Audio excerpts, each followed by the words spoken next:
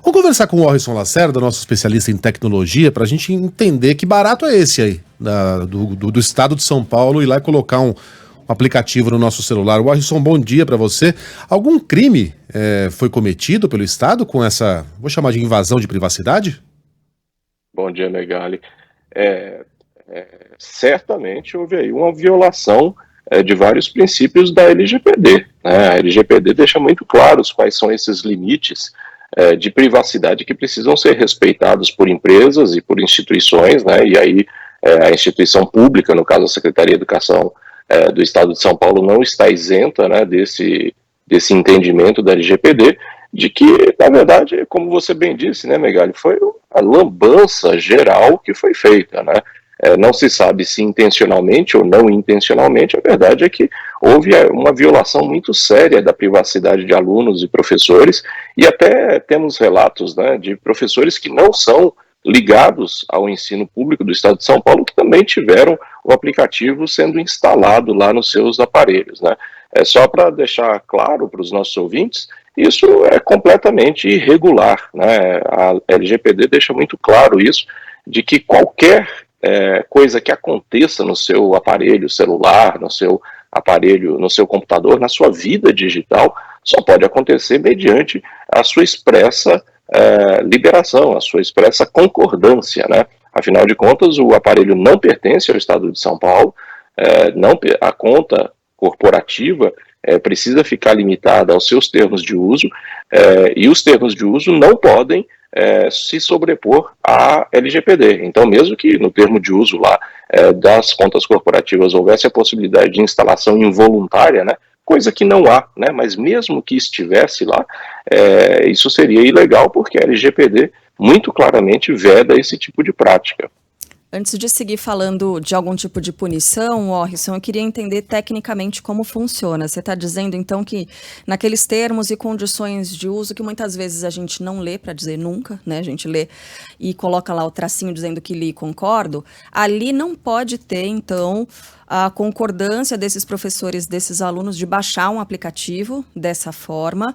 E, tecnicamente, como é que esse aplicativo aparece no telefone? Como é que se conecta, né? Ele vai conectado a essa plataforma aí do Google Educacional? Como é que se dá isso tecnicamente? Não há ainda, viu, Carla, uma clareza de como exatamente foi feita essa instalação, mas claro que aparentemente ela está vinculada a essas contas corporativas. O Estado de São Paulo usa suas contas corporativas a partir da plataforma do Google, né? Então essa seria a porta de entrada, pelo menos é o que se especula, né? E pelo menos é o que a própria secretaria, nas poucas informações que ela própria divulgou, né, parece que ter havido algum, segundo a secretaria, algum erro no uso dessa plataforma corporativa. E aí por isso que eu acho que é uma lambança total, né, Carla, porque, em primeiro lugar, a secretaria jamais poderia ter feito isso, né, isso é uma violação grave. Em segundo lugar, a plataforma mesmo do Google, no caso, né, se é que essa plataforma vai ser, no final das contas, a responsabilizada por isso, ela não poderia permitir que houvesse essa instalação involuntária, sem que os usuários dessem a sua anuência. Não existe previsão de anuência prévia para esse tipo de interferência no aparelho celular, no computador, né, no aparelho dos usuários. Não existe essa previsão. Essa previsão ela vai contra o espírito da LGPD. Então, mesmo que houvesse lá um termo desse tipo e que não há de uso, ele seria considerado um termo de uso ilegal, né, fora do que a LGPD preconiza. E do ponto de vista técnico, o que acontece, Carla, a gente até muitos anos atrás, talvez os nossos ouvintes se lembrem, a Apple se envolveu numa polêmica muito grande, porque eles resolveram presentear um álbum do YouTube para os seus usuários, um dos lançamentos de iPhones, e eles instalaram, né, baixaram esse álbum do YouTube nos aparelhos de milhões de pessoas ao redor do planeta, né, no caso, aparelhos da Apple, né. E isso causou uma polêmica gigantesca. Naquela época ainda nem havia, né, aqui no Brasil, a LGPD e tal, mas houve uma polêmica internacional, inclusive, em função disso, porque, claro, isso violava a privacidade digital das pessoas, né. Então, é possível, tecnicamente é possível você fazer esse tipo de instalação, mas você só pode fazer esse tipo de instalação se você quebrar algumas regras, né? Se você quebrar algumas leis. Você precisa, primeiro, compartilhar esse banco de dados, essas informações desses usuários, no caso aí dos professores e dos alunos. Esse banco de dados foi compartilhado com alguém, com uma empresa que desenvolveu esse aplicativo, Minha Escola. Então aí já começa a primeira irregularidade.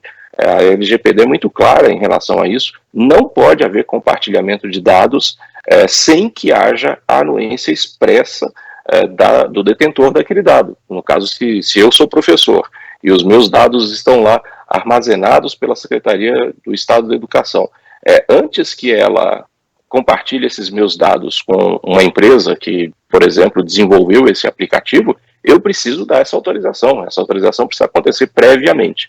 Então, a gente está vendo aí uma série de problemas que podem ter acontecido. Será que os dados foram compartilhados sem que houvesse anuência? Provavelmente sim, para que essa base recebesse essa atualização, recebesse esse aplicativo. Então esse seria o primeiro problema, compartilhamento de dados sem a prévia anuência. Segundo problema, instalação de um aplicativo, aí mais grave ainda, né, um problema gravíssimo, a instalação de um aplicativo sem que o usuário tivesse consciência, tivesse autorizado essa aplicação no seu aparelho particular, né? Esses aparelhos não pertencem ao governo do Estado de São Paulo, né? E agora a gente tem um terceiro problema.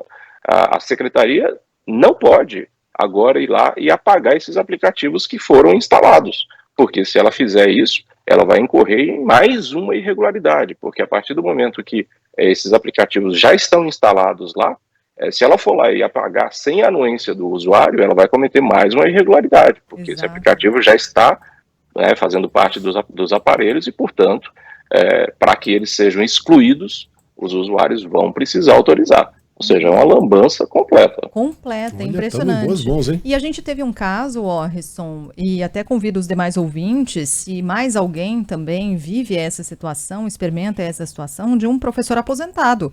Já há 3 anos, ou seja, ele não tem mais vínculo nenhum com a Secretaria de Educação há 3 anos, e, no entanto, adivinha o que aconteceu? O aplicativo aparece lá no celular dele, ou seja, ele também consta desse banco de dados, sendo que ele não tem mais nenhuma conexão com a Secretaria de Educação.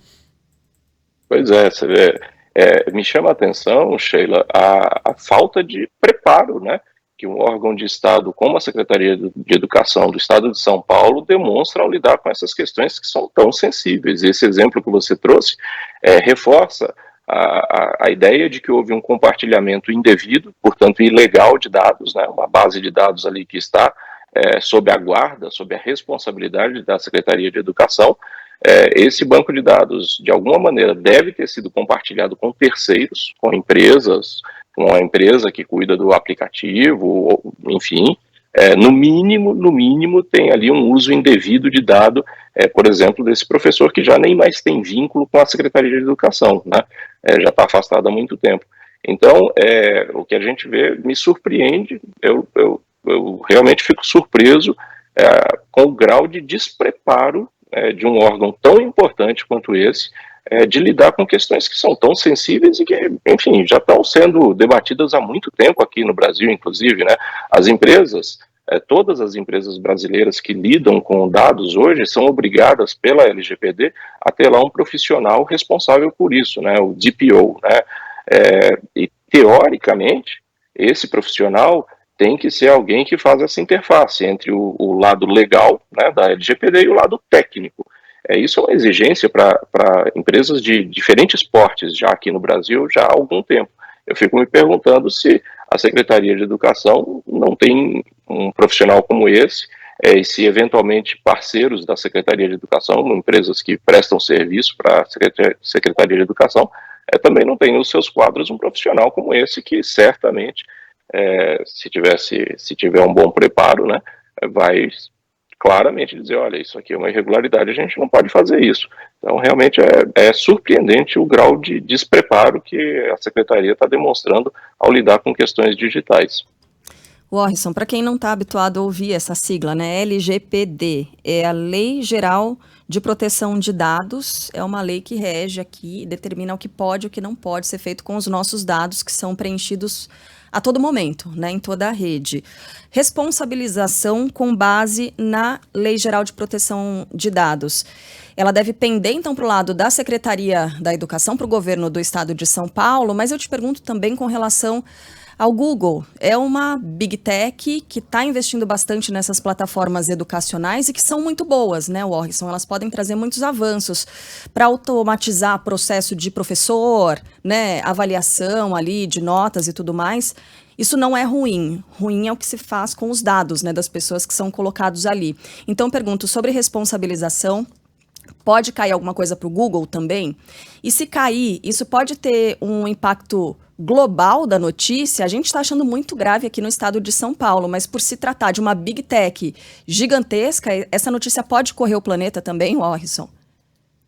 Então, Carla, você falou muito bem, né? O Google for Education é um conjunto de ferramentas, né, que o Google vem desenvolvendo há muitos anos, né, nessa área de educação. E de modo geral são ferramentas bastante úteis, sim, facilitam muito a vida na escola, a vida do professor, né, tem várias ferramentas que podem ser muito úteis, né, mas, né, sempre tem um mas na história, né?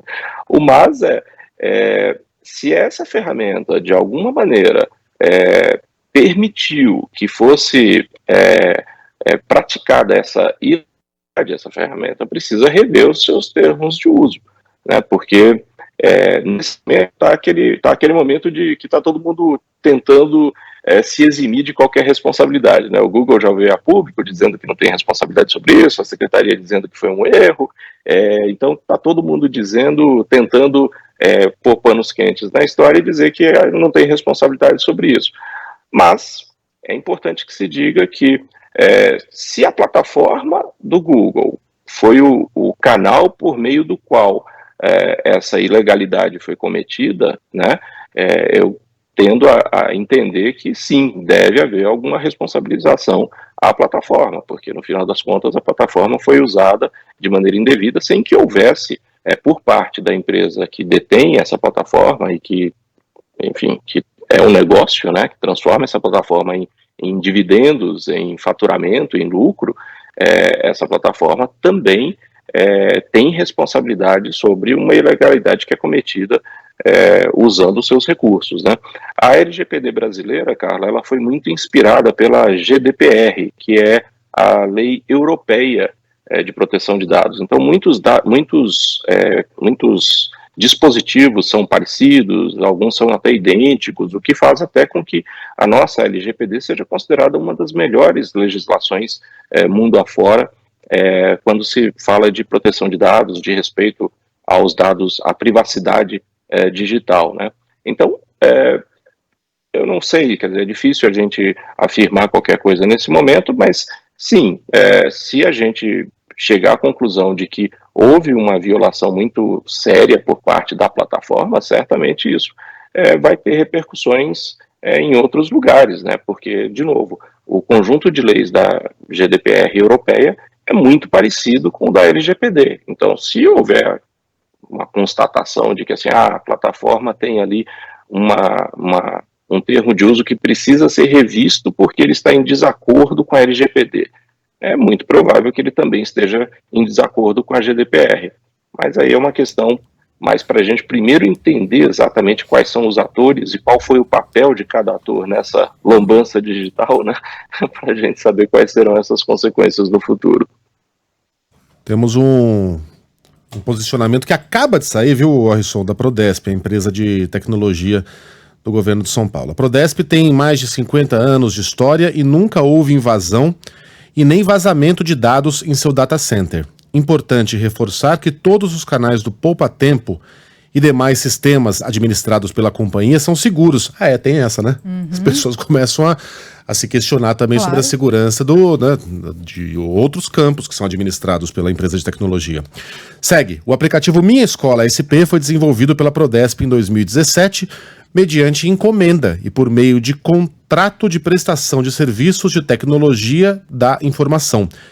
Desde então, a gestão, manutenção e melhorias na ferramenta são de responsabilidade exclusiva da Secretaria da Educação do Estado de São Paulo. Então a Prodesp está dizendo, não é comigo. Né? Não foi daqui. Entreguei, agora é a secretaria que faz, exato, que fez isso, a lambança. Que lambança, hein?